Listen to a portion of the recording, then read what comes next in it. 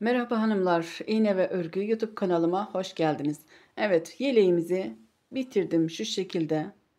Gördüğünüz gibi bu taraftaki kolunu yaptım, lastiğini bitirdim. Kol evine yapmış olduğumuz lastik nasıl güzel oturdu. Bu tarafı da sizinle beraber yapacağız. Yaka lastiğini de yine beraber yapacağız. Yaka lastiğine geçmeden önce Ebrulu ipimden şu kadar bir ip kaldı. Bu birinci ipim. Bir tane ipten bu kadar kaldı. Bu da krem renkli ipten ikinci ipim. Yani çok fazla ip yemeyen bir yelek ördük. Şimdi boy ölçüsünde size vermiştim. Koltuktan aşağı ne kadar yaptığımızda bakalım. Çok uzun bir yelek istemedim ben. Gördüğünüz gibi 29 santim. Yakadan aşağıda ölçelim. 48 santim. Lastiğini yapmadan 48 santim. Siz dilediğiniz uzunlukta yapabilirsiniz. Önce yakamızı yapalım. Yaka lastiğimizi yaptıktan sonra beraber kol lastiğine de yaparız. Şimdi ilk sırada 3 zincir çektim. Şurada zaten şöyle bir boşluk oluştu. Boşlukların içine ikili trabzan yapalım. İkili trabzanlarımızı yaparken dikkat etmemiz gereken marullanma olmaması için 2 veya 3 trabzan dolduracağız bu boşluklara. Şöyle 2 trabzan dolduralım. Daha sonra bakalım, eğer marullanma sıkı olursa modelin de içinde kasmaması gerekir. Sıkı olursa 3 dolduracağız. Eğer 2 yeterli olursa 2 dolduracağız. Bu şekilde yakayı trabzanlar ile bütün yakayı geçeceğiz. Şöyle biraz örelim. 2 yeterli oluyor mu bakalım. 2 tane boşlukların içine dolduruyorum. Bir tane de trabzanı battığım boşluğa batıyorum. Şuralara. Şuradaki trabzanlarımın hepsine batıyorum.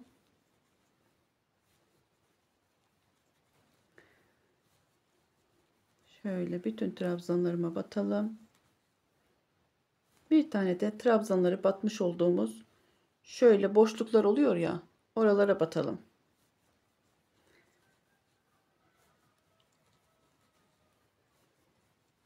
Şöyle işimizi yere koyalım. Bakalım bizim için yeterli mi? Bakın benim için yeterli. Çok sıkı olmadı. Çok da geniş durmadı. Bu şekilde bakın, gördüğünüz gibi 2 benim için yeterli. Yeleğimin böyle çevresini yaka dahil yapayım. İkili trabzanlar ile doldurayım. Alt kısmında, etek kısmını da aynı şekilde ikili trabzan ile yapayım.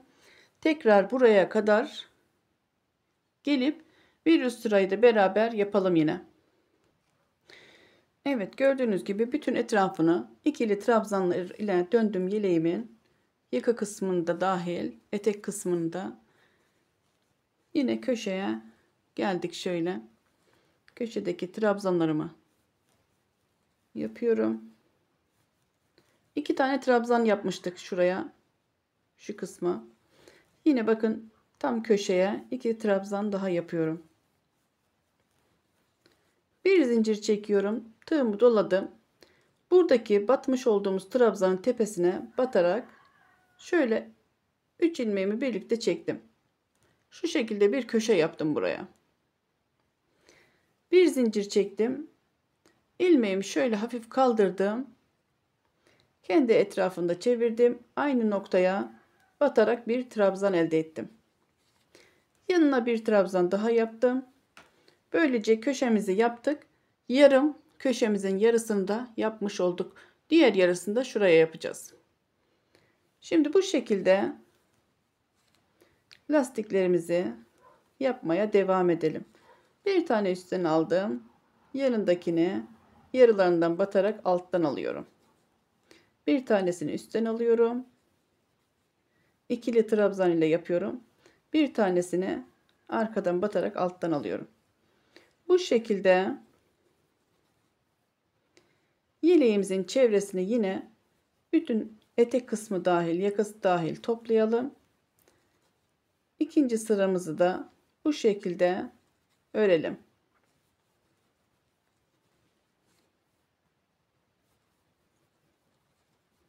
Bakın bu şekilde. Tüm çevresini bu şekilde örüp geliyorum. Evet, köşeye kadar ördüm. Gördüğünüz gibi bütün çevresinin ikinci sırasını bu şekilde geçtim. Şimdi köşeye geldim. 2 tane trabzan yapıyorum aynı noktaya. 2 tane trabzanı da zaten buraya yapmıştık. 2 zincir çekiyorum. Bir zincir çekiyorum. Tığımı doluyorum. Şuradaki trabzanın tepe noktasına batıyorum. Şuradan 3 ilmeği birlikte çekiyorum. Yine böyle bir köşe yapmış olduk. Şimdi bir zincir çektim. İlmeğimi hafif kaldırdım. Kendi etrafında çevirip boşluğun içinden yine ilmeğimi alarak bir trabzanımı bu şekilde yaptım. Yanına bir trabzan daha yapıyorum. Şimdi önde gelen 3. ilmekten bakalım. Üstten almışız. Buradaki ortadaki ilmeği alttan alacağız. Yine buradaki ilmeğimizi üstten alacağız. Bu şekilde sırayı bozmadan devam edeceğiz. Üstten aldım. Arkadan ilmeğin yarısından batarak yine lastiğimi bu şekilde devam ediyorum. 3. sıramızda bu şekilde yapacağız.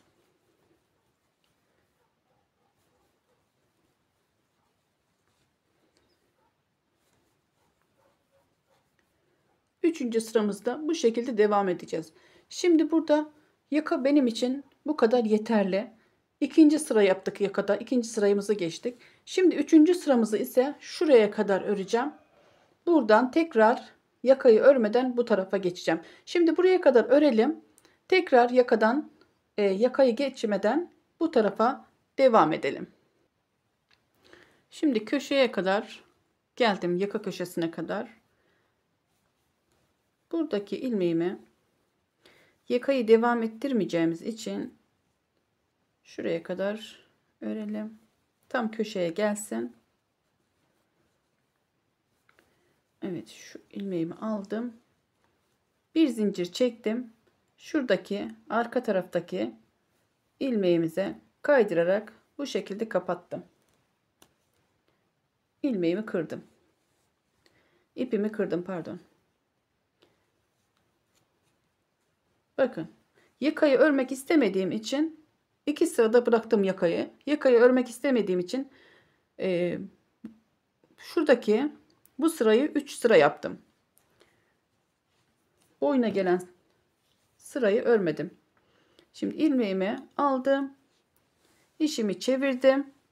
Aynı bırakmış olduğumuz noktadan bakın tam sık iğne de bıraktık arka taraftaki. Şimdi şuradan ilmeğimi arka taraftan taktım.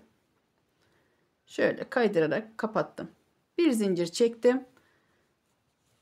Devam ediyorum. Şurada bakın arka tarafta bırakmıştık. Üstten devam etmiştik. Yine burada arka tarafa bağladım ilmeğimi. Üstten ilmeğimi aldım. Yine bu şekilde yakayı örüyorum.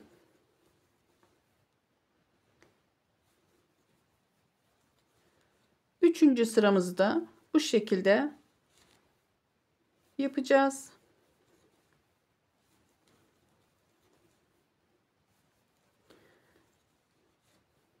Bu sıramızı da bu şekilde tamamlayalım. Sonrasında ise kola geçelim. Bakın belli bile olmuyor. Şöyle göstereyim.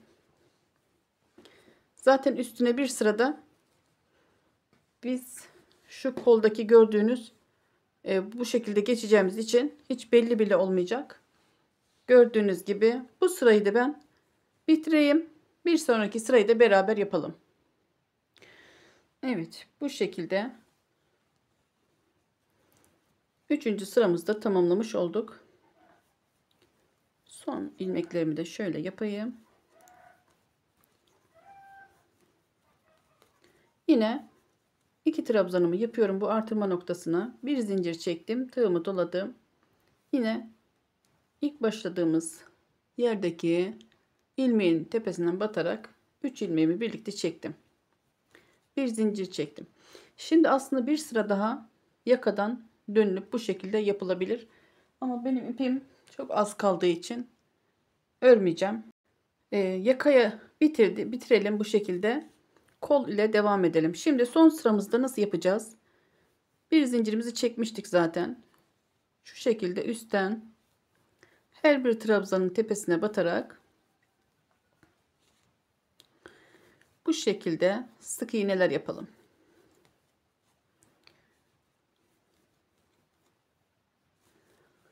Yakaya, boyun çevresine ve etek çevresine bu şekilde her bir trabzanın tepesine batarak böyle gördüğünüz gibi sık iğnelerle bitirelim. Şimdi ben bunu sökeyim. Daha sonra devam edeceğim bu şekilde. İpim az kaldığı için. Şuradan bir zincirimi çekmiştim. İpimi şu şekilde kopartıp daha sonra bunu gizlerim. Şimdi bu ipimizi bırakalım. Ebrulu ipimizi alalım. Bir tane ilmeğimizi alalım şu şekilde. Yakayı bitirdik. Koldan devam edelim. Bir tane ilmeğimi aldım. Şuradaki bakın aynı renkten bir tane dibinden batalım. Şu taraftan. Bir tane trabzan yaptım. Tığımı doladım. Bir tane buradaki yapmış olduğumuz modelden bir tane de yanındaki artırma yapmış olduğumuz yerden alarak 3 ilmeğimi birlikte çektim ama burada 2 trabzan oldu. Şu trabzanımız buradaki yapacağımız trabzana ekli. Şöyle tek bakın. Şimdi bu şekilde her bir trabzanın tepesine batarak trabzanlarımı yapıyorum. Eksiltmemizi yaptık ama şurayı yanlış yaptık. Şuraya kadar 3 ilmeğimi şuradan söktüm. Hemen eksiltmelerimi bu şekilde yaptım. Bir zincir çektim. Tığımı doladım. Buradaki boşluğa bir trabzan yaptım. İkinci trabzanımı şu şekilde modelin üzerine batarak daha önce yapmış olduğumuz gibi bu sıramızı bu şekilde devam ediyorum. Bir sıra modelimi örüyorum. Bu şekilde öreceğiz. Şurada da bir eksiltme yapacağız. Buraya kadar bu şekilde örüp geliyorum. Evet, eksiltme yerime kadar ördüm. Bakın, bir tane buradan ilmek alacağım. Bir tane şuradan, bir tane de şuradan alarak 3 ilmeğimi birlikte alacağım. Bir tane ilmeğimi aldım. Hepsini kapatmadım. Yine bir tane modelden ilmeğimi aldım. Hepsini kapatmadım. Bir tane daha doladım. Yine aynı bu köşeden ilmeğimi aldım. 4 ilmeğimi birlikte çektim. Bakın bir tane eksiltme yapmış olduk. Şimdi burada bir tane zincir çektim. Yani bu zincir de sayılmaz aslında. Bu arada zincir çekmeyeceğiz çünkü. Buradaki artırma yerimizdeki bakın buraya zincir çekmeden devam edeceğiz. 3 tane trabzanımı yaptım. Yine zincir çekmedim. Buraların toparlanması için bunu yapıyoruz. Yine zincir çekmedim. Yine 3 tane ilmeğimi bu şekilde aldım. Aralara hiç zincir çekmedim. Üçerli zincir grubu yaptım. Çünkü buralar bakın aşağılarda yer olmadığı için modelimi devam ettiremedim. Şimdi şuraya batarak ilk başlamış olduğumuz yere bu şekilde ilmeğimi kapattım. İpimi kırıyorum. Bu iple işimiz bitti. Yine krem ipimi alıyorum. İlmeğimi aldım. Şimdi ilk başlamış olduğumuz yerden yine bir trabzan yapacağız. Şuradan bir trabzanımı yaptım. Şimdi yine Bir tane şuradaki batmış olduğumuz yerden bir eksiltme yapacağız. Doladım tığımı. Bir tane de şuradan, bakın buraya bir trabzan yapmıştık. Bir tane de buradan eksiltme için yapmıştık. Oraya batıyorum. 2 tane trabzanımı, bakın bu şekilde eksiltmesini yaptım. 2 ilmeğimi bir ilmeğe düşürdüm. Şimdi buradan devam ediyorum. Her bir trabzan boşluğuna birer tane trabzan yapıyorum. Buradaki boşluğa da bir tane trabzan yapıyorum. İşimi, yeleğimi şu şekilde katlıyorum. Şimdi 6 tane bu sırada eksiltme yapacağız. 6 tane de arka sırada eksiltme yapacağız. Yani bu şuraya gelene kadar burada 6 tane eksiltme yapacağız. Yani ilk eksiltmemizi burada yaptık. Devam edelim. Şimdi ikinci eksiltmemizi ise burada yapalım. Bakın buradaki boşluğa şöyle göstereyim. Buradaki boşluğa bir trabzan yapıyorum. Trabzanımı kapatmıyorum. Yine doluyorum. Yanındaki boşluğa batıyorum. 2 ilmeğimi birlikte çekiyorum. İkinci eksiltmemizi de bu şekilde yapmış olduk. Yine her bir boşluğa bir trabzan yaparak devam ediyorum. Bunların sırasını siz ayarlayın. Nerede yapacağınıza siz karar verin. Bunlar zaten belli bile olmuyor üstüne lastik yaptığımız zaman. Bir tane eksiltmemizi de burada hemen yapalım. Bakın trabzanı yarıya aldım. Tekrar doladım. Yanındaki ilmekten tekrar batarak 3 ilmeğimi birlikte çektim. Yani birincisini burada yapmıştık. İkincisini burada yaptık. Üçüncüsünü de burada yaptık. 6 tane eksiltmemizi buraya gelene kadar yapalım. 6 tane de arka tarafta yapalım. Yine şuraya kadar örelim. Burada da bir eksiltme yapacağız. Onu da size göstereyim. Buraya kadar örüp geliyorum. Evet, yine eksiltme yapacağımız yere geldim. Tığımı doladım. Bir tane buradaki boşluğa yarım trabzan yaptım. Tığımı tekrar doladım. Bir tane trabzan, yani 3 ilmeği tek ilmeğe düşürmüştük. Buraya bir trabzan yaptım. Yarım çektim. Bir tane de boşluğa yaparak 3 ilmeğimi birlikte çekerek yine burada bir eksiltme işlemi uygulamış olduk. Şimdi yine trabzanlarımı devam ediyorum. Şöyle ipleriniz varsa onları da gizleyerek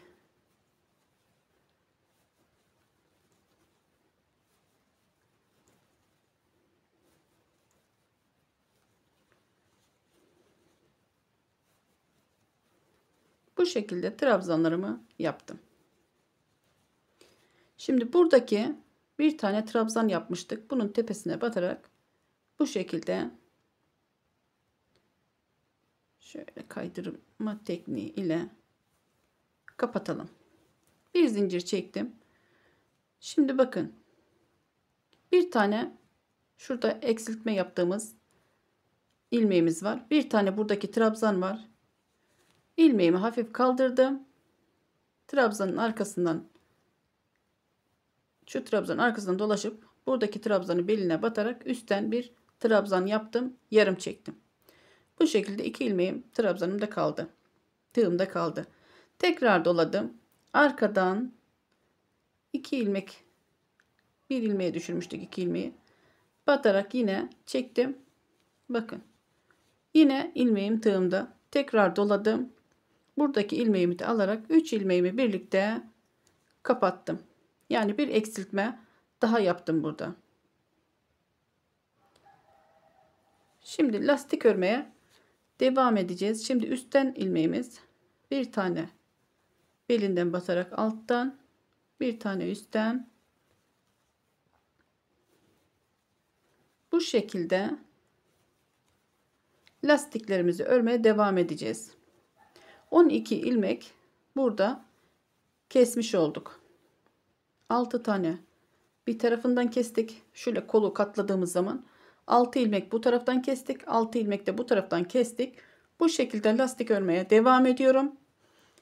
Başka kesme işlemi yapmayacağım. Sadece şuralarda kesme işlemi yapacağım. Şimdi bu sıramı bu şekilde devam edeyim. Lastik örmeyi zaten anladık. Bakın eksiltme yapmış olduğumuz yerdeki ilmeğim, 2 ilmeğimi birlikte aldım. Bakın belli bile değil. Bu şekilde ta ki şuraya kadar örüp geliyorum. Bakın yine eksiltme yapacağımız köşeye geldik. İlmeğimi, tığımı aldım.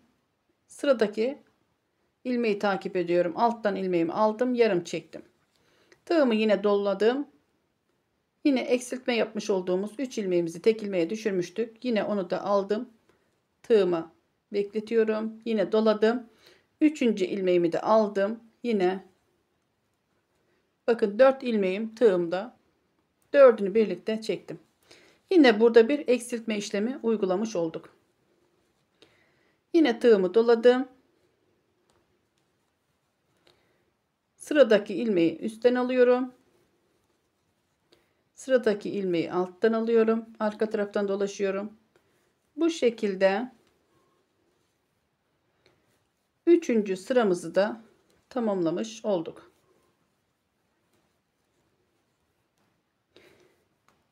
Yine 4. sıramıza geldiğimizde burada bakın şu şekilde önce bir kapatalım ilmeğimizi. Bakın bu şekilde kapattık. Zaten belli oluyor. Tam köşe burası. İlmeğimi bu şekilde tutuyorum. Arkasından bir sıra şöyle bir sefer çeviriyorum. Alttaki ilmeği yarısından batıyorum. Tığımı doluyorum. Yine arka taraftaki sıradaki ilmeği alıyorum. Yine tığımı doluyorum. Sıradaki ilmeği yine alıyorum. Bu şekilde 3 ilmeğimi birlikte tığımda hepsini birlikte kapattım. Yine bir eksiltme işlemi uyguladık. Şimdi sıradaki ilmeğimizi pardon şunu üstten almışız. Şunu alttan almamız gerekiyormuş. Şu şekilde ilmeğimi aldım. Yine devam ediyorum bu şekilde. Hiçbir işlem yapmayacağım. Eksiltme yapmayacağım burada. Bu şekilde ta ki şuraya kadar devam edelim. Şu köşeye kadar. Şimdi tekrar bu köşeye kadar geldim. Şimdi ön tarafta eksiltmemizi yapmıştık. Bakın modelimin arka tarafındayım. Şöyle göstereyim. Bakın arka tarafı. Modelimizin arka tarafı burası. Burada bu sefer eksiltme yapmayacağız. Direkt böyle örelim.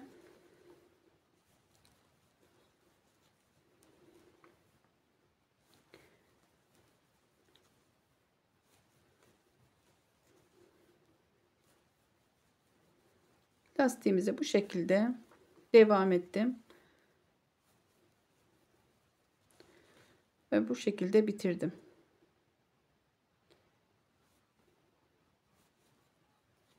Ön taraf biraz daha içte kalsın diye bu şekilde yaptım. Bakın şu şekilde. Şurayı da bakalım, ikisini birlikte ölçelim. Bakın aynı olmuş. İstediğimiz görüntü şu. Arka taraf, ön taraf biraz daha içte. Arka taraf bakın gördüğünüz gibi biraz daha yüksekte. Bu şekilde. Şimdi kolu da bitirdim. Ben 3 sıra yaptım. Şu sırayı da geçtik beraber. Lastiğini 3 sırada bitirdim. Siz dilerseniz birkaç sıra daha yapabilirsiniz. Bir zincirimi çektim. Önde gelen modelimin üstünden bir sık iğne yaptım. Bu şekilde modelimin kol kesimini de bitirmiş oldum. Tamamen sizin isteğinize bağlı. Birkaç sıra daha yapabilirsiniz. Bu şekilde